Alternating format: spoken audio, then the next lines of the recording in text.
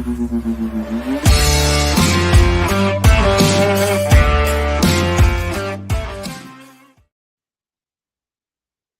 there, Blue Jay fans and baseball fans with nothing better to do on a Tuesday evening. I am your host, Steve Fek, a.k.a.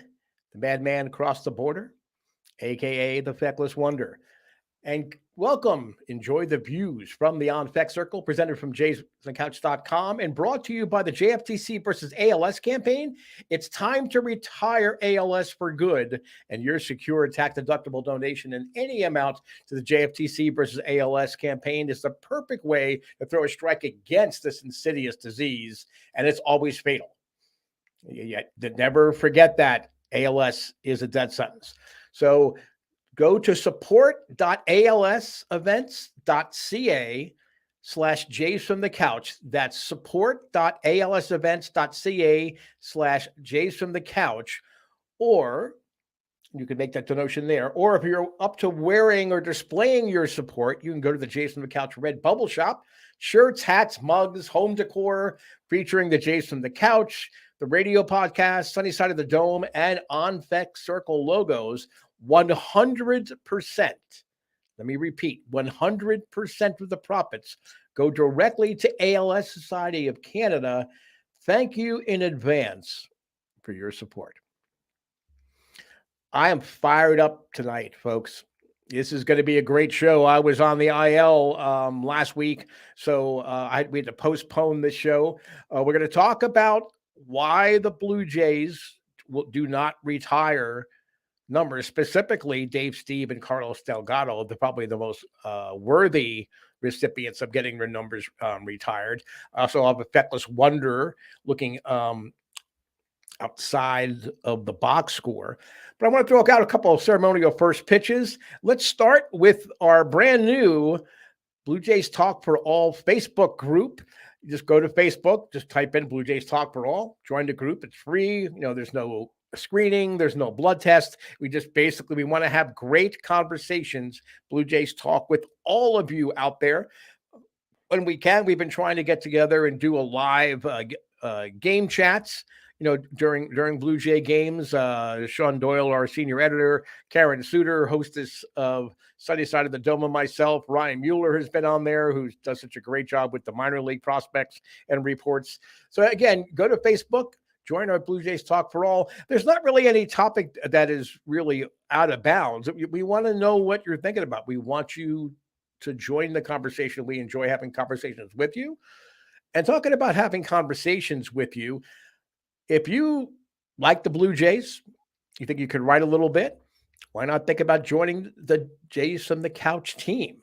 It's a great way to get your fandom and your points of view out there to fellow Blue Jays and baseball fans. You can just send an email to info@jaysfromthecouch.com. We'll get back to you as quickly as we can. Again, we're not looking for Pulitzer Prize winners. And obviously, we're not looking for, cutie pie faces or anything like that. I mean, we're basically looking for Blue Jay fans who want to share in the conversation and get their points of view and just talk Blue Jays baseball, and having some articles published at jaysfromthecouch.com. Again, just send an email to info@jaysfromthecouch.com. Okay, we're going to start by looking outside the box score. And this is a segment that I've introduced where I don't want to get bogged down in analytics. Okay, I don't want to get all involved in play by play or game by game type of situations. I want to literally look at the box score, but look outside of that box score and see different trends and see what results might be dictating. And what's been kicking around my head here for the last 2 weeks is when you're seeing where players are either being moved around in the batting order or being placed in the batting order or being played against certain players or bringing pitchers in certain situations, it's a lot different than it's been over the last really 10 years. It's certainly much more different than 2018 and 19 when the rebuild was really in full swing. 2020 was such a strange year, but we saw a lot of players come in and out, kind of establishing themselves as potential pieces for the future. 2021, there was some missteps both in the dugout from Charlie Montoyo and certainly in the front office. Last year, we know what happened in the playoffs. Everyone, consensus, no matter who you're talking to, whether it's an alleged baseball expert or scribe, whether it's fellow fans or having a cup of coffee or sitting at a bar pounding down a few cold ones, the common theme is the Blue Jays are a World Series contender.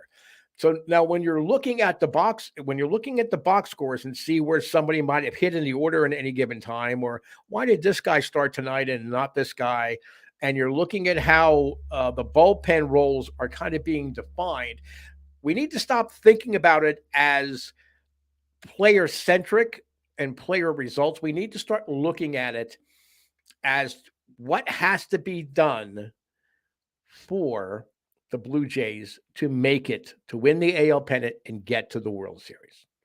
Winning it, honestly, at this point, is gravy. The Jays need to get there. They need to prove that they were not infected by spending all that time in Buffalo and get that Buffalo Bills virus where they always get so far, but they can never get over the hump. That's what we need to make sure that the Blue Jays finally get themselves there. In fairness, I'm not sure it's always necessarily player performance that has been there. It is basically the Jays have been behind the 8 ball for a variety of reasons leading up to the pennant race and going into the playoffs last year. But I want you to look at a couple different things here. I don't want to spend a whole lot of time on this, but I want you to start thinking outside of what you're seeing on the box score and wondering why things are going on there. The first thing that we're going to have to start seeing, and John Schneider's been very clear, there is not going to be personal catchers. And I think that's his way, in essence, of paving the way, if you will, for Alejandro Kirk seeing less time behind the plate in the DH slot and Danny Jansen catching more games and starting more games behind the plate. Bottom line is Danny Jansen calls a better game. He's a better defensive catcher. I think things slow down for him. Things are almost in slow stop motion for him.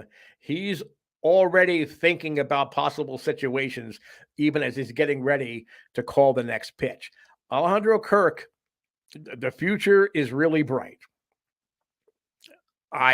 He needs to do a better job handling the pitching staff and calling games. He can't be fumbling around, with the pitch calm. He can't be dropping things out of his wristband. I think the game speeds up too much for him when he's behind the plate. When he's at the plate, it's like, okay, you want to bounce the ball to me. You want to throw me like an actual pea rather than a baseball size. I'm still going to hit it. Behind the plate, I think it has come out. It came out a little bit last year, but I think it's been very, very obvious this year. Alejandro Kirk is struggling managing the game from behind the plate. That's not a knock on him. The future is virtually unlimited for this kid. I really believe that. But right now, if you're going to be a World Series team, Danny Jansen needs to be behind the plate more times than Alejandro Kirk has. And really, Alejandro Kirk's ticket to an all-star performance is not his defensive prowess. It's not his game calling. It is his bat. So DH him more, which leads me into the second thing. And I know I've said this a billion times between the podcast and this show and, in the Twitter sphere and on Blue Jays Talk for All Facebook page. We cannot keep giving away at bats by having Brandon Belt as your regular DH. It was a fine idea in theory. I have been riled up about it, and I have been very, very negative about that signing, especially at the price tag that he came with. I mean, it's one thing you have to overpay for starting pitching, okay, and even bullpen arms, okay. You don't need to give $9.3 million to a hitter who is on the downside of his career. Okay, this isn't 1984 when they brought in Cliff Johnson, and suddenly he was a world beater. He was a guy that never really got a chance. He could always hit. He couldn't field at any position. So the DH was perfect for him. When the Blue Jays brought him in, he was an ideal run-producing DH. That is not Brandon Belt at this stage of his career. I don't hate Brandon Belt. I've always really admired his game. Every year up until last year, I had Brandon Belt on multiple fantasy baseball leagues because he's sneaky productive, or he was. He is not anymore. He cannot turn on the inside pitch, and they're going to keep pounding him inside until he proves he can hit it. There have been some signs of life. I've seen a couple balls go the opposite way for extra bases. That's good. It is more the exception than the rule. It's almost excuse me hits as opposed to clutch hits. You cannot keep wasting at bats on a World Series team. That's what everybody says the Blue Jays are. On a World Series team, you can't keep wasting at bats by giving them to Brandon Belt. You have him as a weapon on the bench. You occasionally sprinkle him in there at the DH spot if the matchups are favorable. That's fine.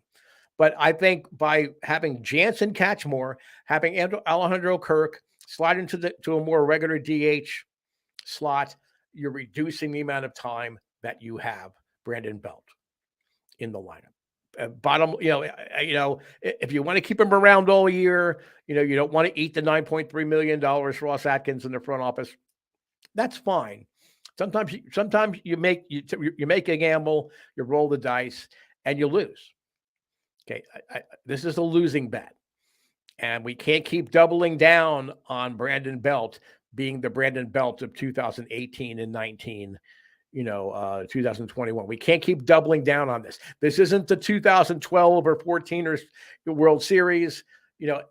It's not the same Brandon Belt. A lot of it is health related. He's not getting any drive at all with his lower body. Okay, and if they're going to pitch you inside, you have to have a strong and healthy lower body if you're going to be able to turn on those pitches. So that's something we need to do. Speaking about people in the lineup that we can't keep giving away at bats, Dalton Varsho has been a revelation. Dalton Varsho, I still say, is going to be an all-star. He is struggling a little bit. It is time, and this came up on the broadcast. I forgot what night it was, but it's time to move Matt Chapman because he's just hitting everything. He's so hot. It's time to move Matt Chapman into the cleanup spot. Drop Dalton Varsho down to the 5th slot or maybe even the 6th slot. Let him work out his hiccups that he's having. A lot of people that were against the trade for Varsho are saying, see, he's a big strikeout guy. Last year's home run total was a fluke, blah, blah, blah, blah, blah. If you really believe that, you need to go down and actually start watching minor league baseball. You need to train yourself again if you think Dalton Varsho is not a very productive major league hitter. He's earned a regular spot with his glove, considering that he was a catcher all through his amateur career. In college, he won the Johnny Bench Award as an outstanding defensive catcher. He's a great catcher. He really is. But you want to keep his bat in the lineup, so they moved him to the outfield in Arizona. He's going to earn his keep on a World Series team. But I think right now, there's nobody hotter than Matt Chapman. You move Matt Chapman into that cleanup spot. You let Varsho settle down there until he kind of gets his rhythm again. And it seems like he's almost like, I don't want to say uppercutting, but he needs to get his swing more under control. I think it's a perfect thing to do that. So I think that's something you should look forward to have happening going forward. The bullpen, you have to prepare yourself. There are going to be nights like last night where Zach Pop, who has done a tremendous job, and I think he is going to be a late inning leverage reliever. he's going to have a hiccup like that. And that's really what it was. The bullpen, I don't think has really been, other than Jordan Romano, I don't think the bullpen's been sorted out. So you're going to see a lot of things happen, with the bullpen. You're going to have tough nights like last night, but they need to get this bullpen and these bullpen roles defined and everything kind of in order before Memorial Day. And it's sort of that's a traditional benchmark time for baseball front offices to figure out, we have enough, we don't have enough, we need to make a change here, make an addition here, send this person down, whatever it is. So there may be times where the more casual baseball fans like, well, why are they bringing him back in this leverage situation? He just got hammered against the Astros. You need to do that. So I think Schneider, has really proven that he has an idea of what he wants each of his pitchers to do. Yes, he looks at the reports, as does Pete Walker, but ultimately they look at the pitcher's strengths, and that's how they're going to utilize them. And I think that only bodes well going forward. All right, now it's time for a Fekless Wonder, and I am fired up, folks. I'll warn you in advance. There could be some dangerous rants in here, and it should be a joyful topic. And what got me started thinking about this is that the Atlanta Braves are going to retire Andrew Jones's number. And it's a well-deserved honor, but you know what it really is? It's the beginning of the PR machine where the team is going to get behind Andrew Jones and they're going to get him into the Hall of Fame. He should have been in the Hall of Fame at least 2 ballots ago. Okay. In his prime, in that 7 to 8, 9 year period, there was no better defensive player at any position, let alone center field, than Andrew Jones. He developed into a fine hitter. He always came up big in clutch situations. He's a Hall of Famer. Okay, at the end of his career, injuries, whatever, he kind of slowed down. You need to look at the peak of a player. And if you so far outshine other players, and I'm going to think of Dale Murphy as a perfect example. He won 2 MVPs. If you win a league MVP, you should automatically be in the Hall of Fame. Oh, and I know that sounds crazy, but if you were voted the league MVP, you were automatically grandfathered into the Hall of Fame. So you're going to have the Zoilo Versalles and the Willie Hernandezes and all these other crazy, 1-year wonder MVP people in the Hall of Fame. Doesn't matter. In that 1 year, you were the best player. You were voted the best player in your league. That automatic. If you want to have a special wing, fine. Have a special wing for just people that just were MVPs. That's fine. You're if you're an MVP, a league MVP, you're a Hall of Fame caliber player. Period. End of discussion. The Blue Jays have 2. I can't believe they never got real consideration MVP candidates. One is Carlos Delgado. Most of you are old enough to have watched Carlos Delgado play. The other is Dave Stieb. And folks, if you never saw Dave Stieb pitch, Dave Stieb is the best player in the history of the Toronto Blue Jays, bar none. Includes Delgado. It includes Roberto Alomar, who's a Hall of Famer. It includes Roy Halladay. Roy Halladay wasn't 80% of the pitcher that Dave Stieb was before Steve got hurt in the early 90s. And we'll look at Steve numbers in a second, but I want to talk about Carlos Delgado, a favorite of our senior editor, Shaun Doyle, and really should be a favorite of anybody that saw him play. Carlos Delgado had 473 career home runs. That's more than Willie Stargell. who is a revered figure. I live in Pittsburgh. There's a statue at PNC Park of Willie Stargell. And Willie Stargell did a lot for his team, for those Pirate teams. He tried to carry the mantle of Roberto Clemente after Clemente perished in that plane crash. He has more home runs than Jeff Bagwell. People forget he started up as a catcher. And Adolph Samaras here. Stieb is from my era. I remember him when I was a kid. Key, Clancy, Lamp, Henke, good pitching staff back then. Absolutely. And the great thing about Dave Stieb is that his best years weren't even in the Blue Jays' best years of 85, 87, 89 through the championship years. I'm going to go over Steve's numbers here in a little bit, but I want to talk about Delgado here. Delgado started as a catcher.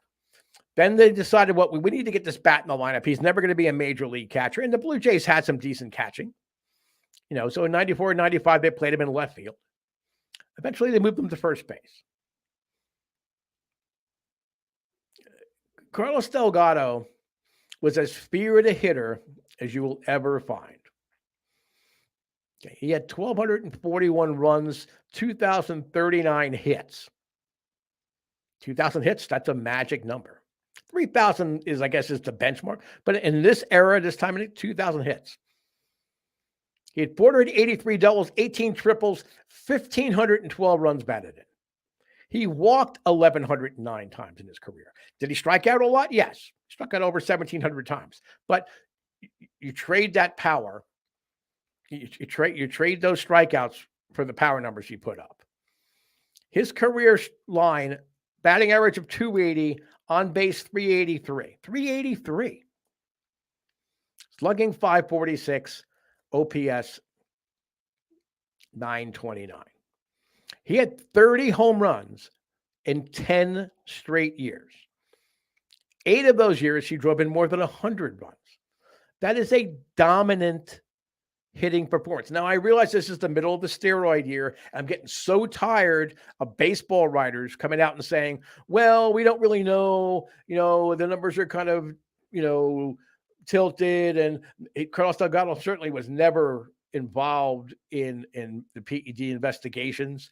But how can you can't ignore that production. It's not his fault other people did performance-enhancing drugs and steroids.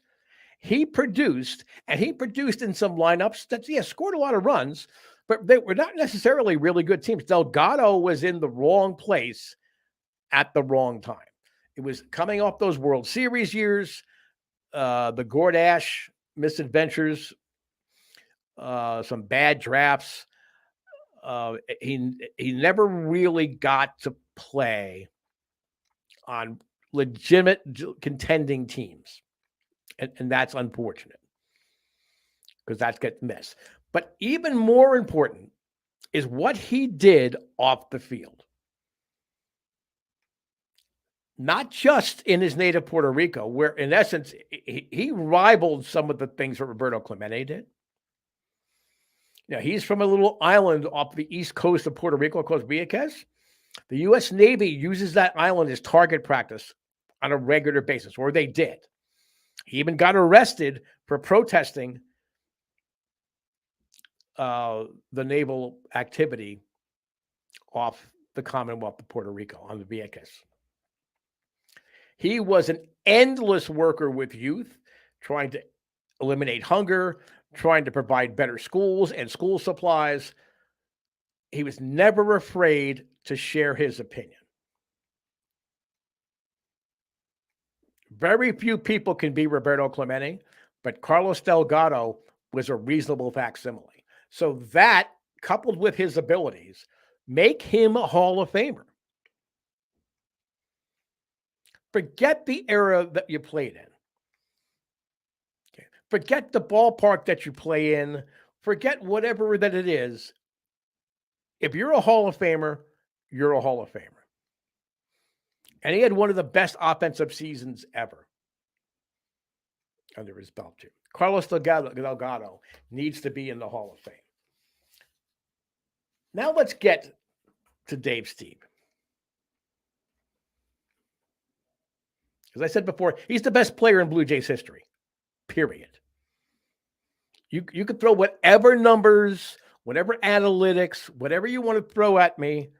Dave Stieb is the best player in Blue Jays history. In a 4-year period, and again, I'm not a big analytics guy, but Bill James developed analytics that actually took real game results, and they didn't try to adjust them or project them based on, well, if this happened and this was done on a league average ballpark and not in this ballpark, that ballpark. It just took what a player's contribution was and applied it to something called win shares. In a 4-year period, and I was at Exhibition Stadium on a regular basis for 82, 83, and 84. I was there scattered a little bit, in 80 and 81. So I got to see this in person. His 4-year peak, 82, 83, 84, and 85.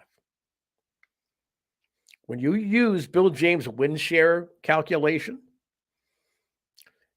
it was significantly better, higher, double-digit better win share percentage than what is generally considered by all modern baseball historians and baseball fans as being the best 4-year stretch in the history of baseball. And that was Sandy Koufax in 1963, 64, 65, and 66. Steve's 4-year run and 2 teams that were below 500. I take that back. One team they were below 500, and then 83 and 84, they were there. In 85, they won the division. But in that 4-year thing, he was double digits better than Sandy Koufax in that 4-year period. But it wasn't just those 4 years. He won more games in the decade of the 1980s than any other pitcher, more than Jack Morris. Everybody says, oh, Jack Morris was the best pitcher of the year. No, he wasn't. Better than Clemens, more than Gooden. You name the pitcher that pitched in the 80s, well, through the 80s, nobody won more games than Dave Stieb. He was a 7-time All-Star. He won the 1985 ERA title, and it wasn't even his best season. Okay. He was top 10 in Cy Young voting 4 times. And quite honestly, he should have won 3 of them. In 1982, he had 38 starts. 17 of them were on 3 days rest or less. Led the AL in strikeouts and Dulcimeris. Steve had 19 complete games in 1982. Wish we could see something like that now. Absolutely. But you know why he didn't win? I'm sorry, and Dulcimeris also said Steve led the league in hit batters in 5 seasons. Thank you, Dulcimeris. You took something I have written down there, but thank you. That plate was his. You did not dig in against Dave's team. But he had 17 wins on a team that was 78 and 84. Somehow, Pete Vukovich, who didn't lead the league in any category other than looking menacing enough to get him a spot in the moving major league. He was the first baseman in the moving major league. I don't know if you know that or not, but the Brewers won the AL pennant, so he got the vote. Steve got the second most first place votes, but somehow finished 4th. There were people that did not even put him on the ballot. He was even better in 83. He had 36 starts, a 3.04 ERA, 14 complete games. He had 4 shutouts, pitched 278 innings. He led the league in pitchers' WAR. He had a WAR of 7. So all you analytics people out there, we had a WAR of 7 as a pitcher. He didn't even get a vote in the Cy Young voting. So that's 2 Cy Youngs he got chipped out of. In 84, Might have even been even worse. His team was 89-73, ERA 283. He had 35 starts, 11 complete games, 2 shutouts, and led the major leagues in innings of 267. Who got the Cy Young and somehow the MVP? Willie Hernandez, because it was a warm, fuzzy story with the Tigers and that big run and Sparky Anderson. You want to give him the MVP because he was so valuable, that Tiger team? Fine. He wasn't the Cy Young winner. That was Dave Stieb.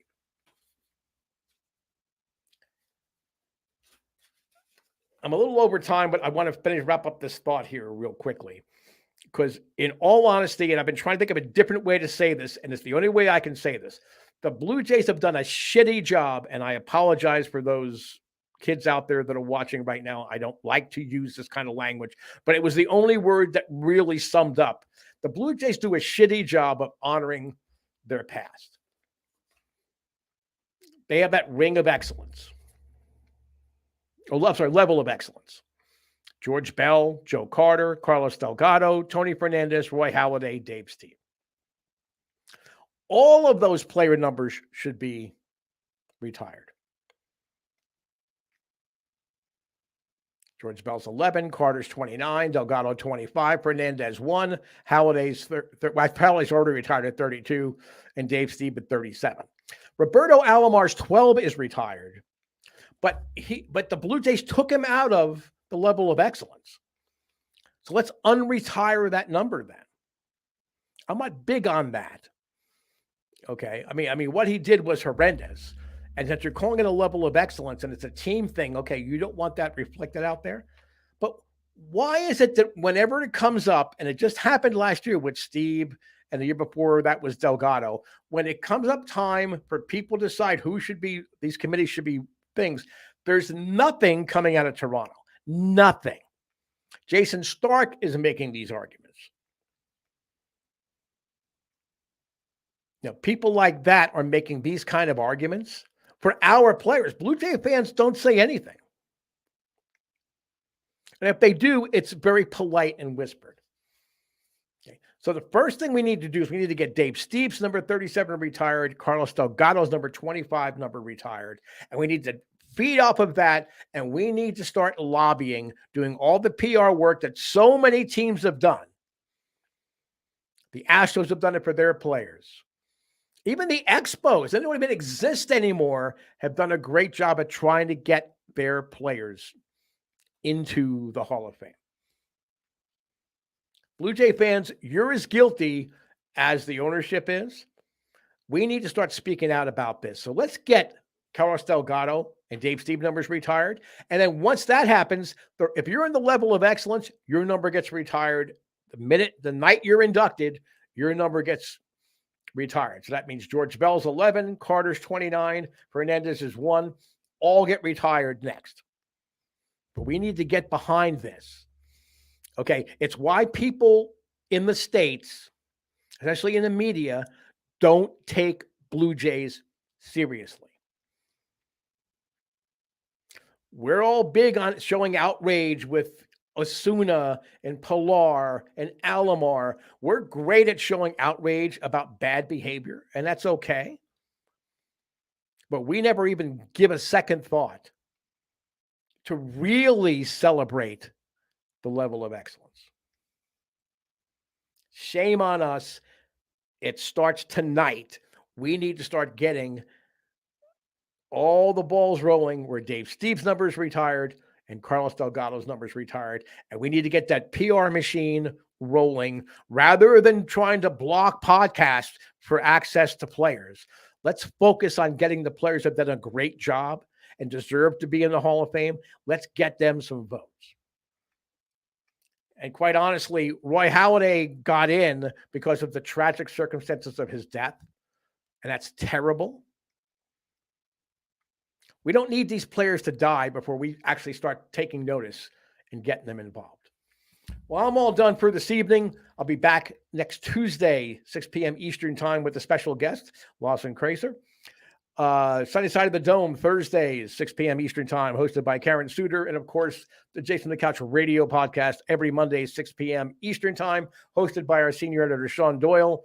I am Steve Fek, the Fekless Wonder and Madman Across the Border. Now you know why I'm called the Madman Across the Border with this podcast. Hope to see you back again next week and on the podcast.